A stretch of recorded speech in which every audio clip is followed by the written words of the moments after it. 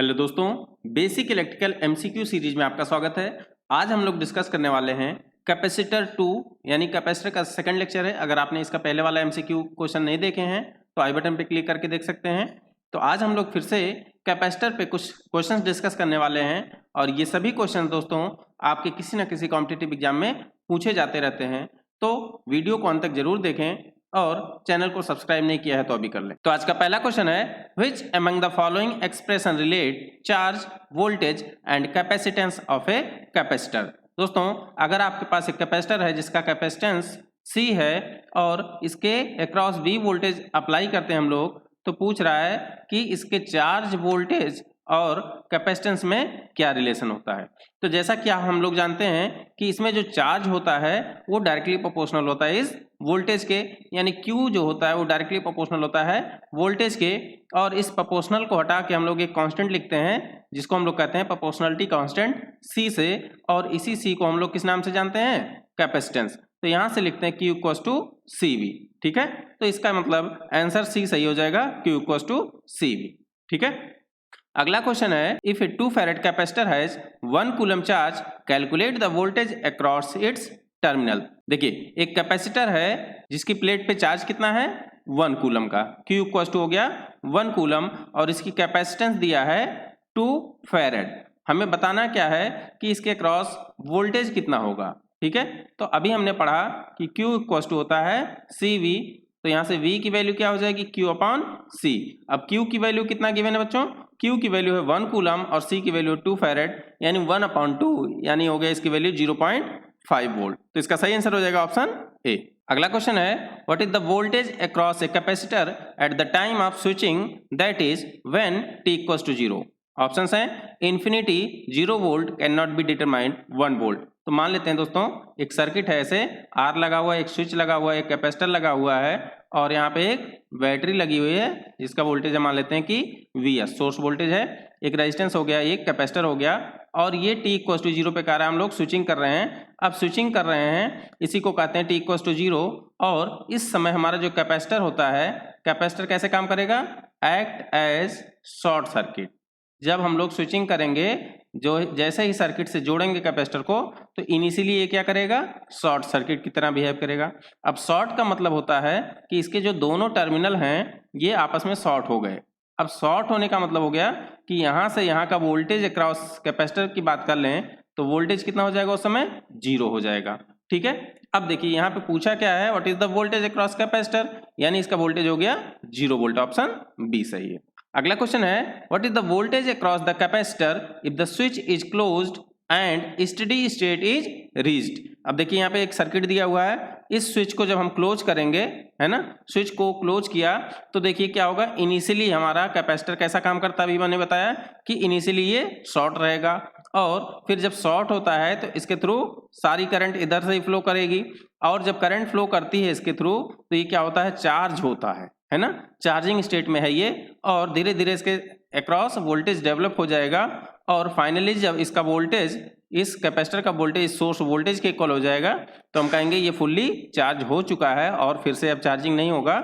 उस समय final state कहते हैं या स्टेडी स्टेट कहते हैं और स्टेडी स्टेट में ये फुल्ली चार्ज हो चुका होता है और यहाँ से अब कोई करंट फ्लो नहीं करेगी और स्टेडी स्टेट कंडीशन में कैसा काम करता है? ओपन सर्किट की तरह। ठीक है, देखिए इनिशियली कंडीशन में हम लोग जब लगाते हैं सोर्स से तो क्या करता है? ये शॉर्ट सर्किट की तरह काम करेगा और सारी करंट इसी से फ्लो होगी ताकि ये चार्ज हो जाए और धीरे धीरे चार्ज होते होते होते ये जब फुल चार्ज हो जाता है तो हम कहेंगे ये ओपन सर्किट की तरह काम करने लगेगा, क्योंकि और चार्ज ये फुल होने के बाद नहीं लेगा। यानी जब फुल्ली चार्ज हो चुका है तो ये और चार्ज नहीं लेगा और चार्ज नहीं लेगा यानी कोई करंट यहाँ पे नहीं आएगी। अगर चार्ज एक्स्ट्रा नहीं आ रहा है यहाँ पे तो कोई करंट यहाँ से फ्लो ही नहीं कर रही, इसका मतलब यहाँ का वोल्टेज भी कांस्टेंट हो जाएगा, वोल्टेज राइज नहीं होगा। ठीक है, तो देखिए पूछा क्या था, what is the voltage across the capacitor if the switch is closed end steady state is reached. तो दोस्तों स्टेडी स्टेट कंडीशन में ये ओपन सर्किट हो जाएगा और ओपन सर्किट होने के बाद यहाँ का वोल्टेज देखेंगे तो वोल्टेज कहाँ से?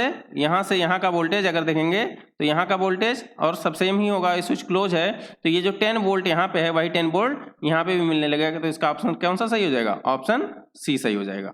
ठीक है, अगला क्वेश्चन है, if one plate of A parallel plate capacitor is charge to positive charge, the other plate is charged to positive, negative, positive or negative, not charge। तो बच्चों जो हमारा कैपेसिटर होता है, हम जब कहते हैं कि एक प्लेट पे हमने पॉजिटिव चार्ज दिया तो यहाँ पे ऑटोमेटिकली नेगेटिव चार्ज डेवलप हो जाएंगे। तो इसका आंसर सही हो जाएगा फिफ्थ का नेगेटिव चार्ज। ठीक है, अगला क्वेश्चन है when the voltage across a capacitor increase what happen to the charge stored in it, increases, decreases, become zero, can not be determined. तो एक ही फॉर्मूला याद रखिए, Q इक्वल्स टू CV। अब देखिए क्या कहा है कि वोल्टेज हमें इंक्रीज करना है और पूछा है कि चार्ज में क्या डिफरेंस आएगा।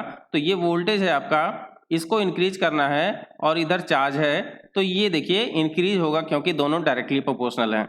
अब कहेंगे यहाँ पे आप एक कैपेसिटेंस भी है, लेकिन दोस्तों ये कैपेसिटेंस तो एक कैपेसिटर की बात हो रही है और कैपेसिटर एक आपने बना दिया तो उसकी कैपेसिटेंस जो हो जाएगी वो कांस्टेंट रहेगी। ठीक है, कांस्टेंट हो जाएगी। एक बार कैपेसिटर आपने एक डेवलप कर दिया तो उसकी कैपेसिटेंस क्या होगी, कांस्टेंट रहेगी। ये तो चेंज नहीं होगा। वोल्टेज इंक्रीज करेंगे तो चार्ज इंक्रीज हो जाएगा। ठीक है, तो इसका सही जवाब हो जाएगा option A, increases.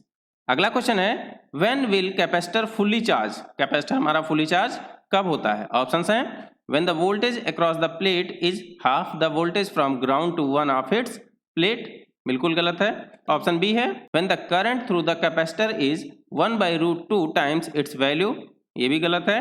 Option C है when the supply voltage is equal to the capacitor voltage, बिल्कुल सही लिखा है। अभी हमने ऊपर वाले क्वेश्चन में देखा भी था कि कैपेसिटर जब फुल्ली चार्ज हो गया था तो हमने कहा था कि इसके अक्रॉस जो वोल्टेज है VC, देखिए ये फुल्ली चार्ज हो गया तो ओपन सर्किट हो जाएगा और उस समय ये सोर्स वोल्टेज के इक्वल हो जाएगा। ठीक है, क्योंकि वही वोल्टेज उसके क्रॉस आ जाएगा ओपन सर्किट होने पे।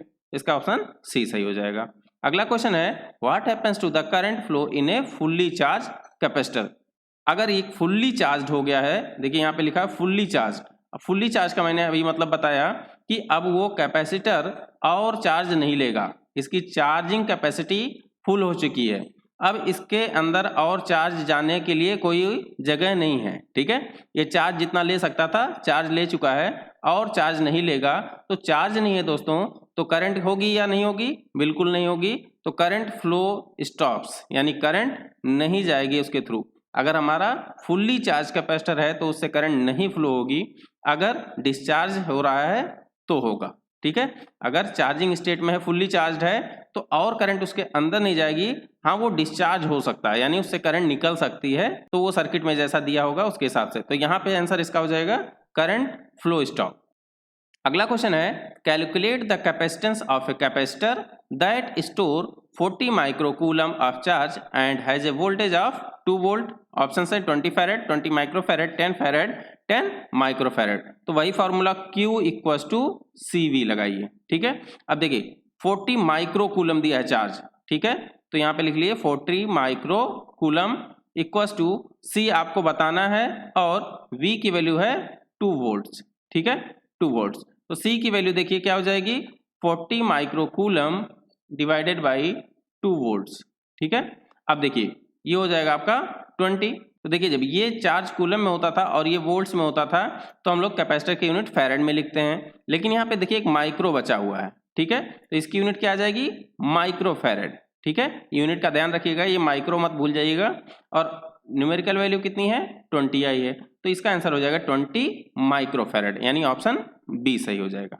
ठीक है, अगला क्वेश्चन है what happens to the capacitance when the voltage across a capacitor increases. देखिए क्वेश्चन है कि एक कैपेसिटर है, इसकी कैपेसिटेंस कितनी होगी अगर इसके क्रॉस जो वोल्टेज है वो इंक्रीज किया जाए, यानी सप्लाई वोल्टेज जो है अगर उसको इंक्रीज किया जाए तो इसके कैपेसिटेंस पे क्या फर्क आएगा, यानी कैपेसिटेंस इंक्रीज होगी, डिक्रीज होगी या अनचेंज रहेगी। तो दोस्तों इसका आंसर आपको कमेंट सेक्शन में लिख के बताना है।